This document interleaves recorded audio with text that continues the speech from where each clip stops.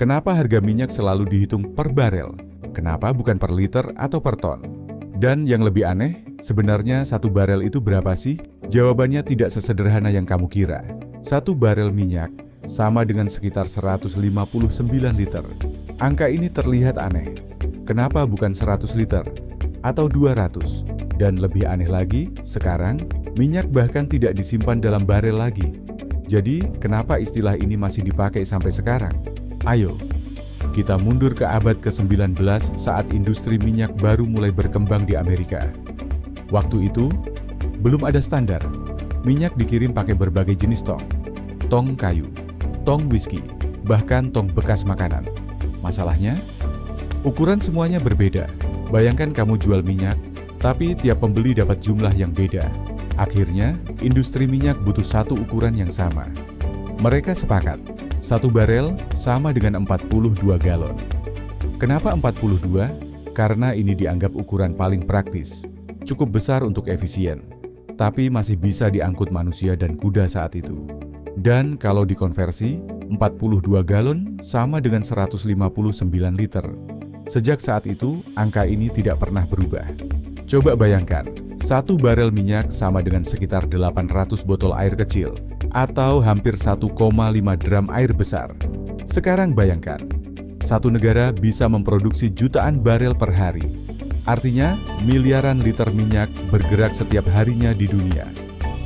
Tapi ini yang jarang orang tahu. Minyak sekarang hampir tidak pernah disimpan dalam barel. Semuanya pakai tangki raksasa, pipa bawah tanah, atau kapal tanker besar. Barel sekarang hanyalah bahasa standar global, karena dunia butuh satu sistem yang sama.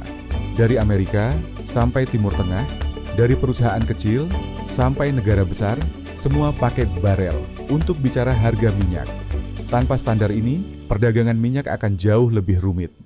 Jadi lain kali kamu dengar harga minyak naik jadi $85 per barel. Itu bukan sekadar angka. Itu adalah harga untuk sekitar 159 liter energi yang menggerakkan dunia. Tapi ada satu hal penting yang sering disalahpahami. Tidak semua minyak itu sama. Ada yang ringan, ada yang berat, ada yang lebih mudah diolah, dan ada yang lebih sulit. Jadi meskipun sama-sama satu barel, nilainya bisa berbeda, tergantung jenis minyaknya. Dan ini yang menarik, satu barel minyak mentah tidak langsung dipakai begitu saja. Minyak itu diolah, dan hasilnya bisa jadi banyak hal. Bensin untuk mobil, solar untuk truk, bahan bakar pesawat, plastik, bahkan bahan untuk kosmetik. Artinya, dari satu barel saja, bisa jadi puluhan produk berbeda. Sekarang bayangkan ini, dunia memproduksi sekitar jutaan barel minyak setiap hari. Artinya, setiap hari manusia mengolah miliaran liter energi untuk menjalankan kehidupan modern, dari kendaraan hingga listrik hingga industri.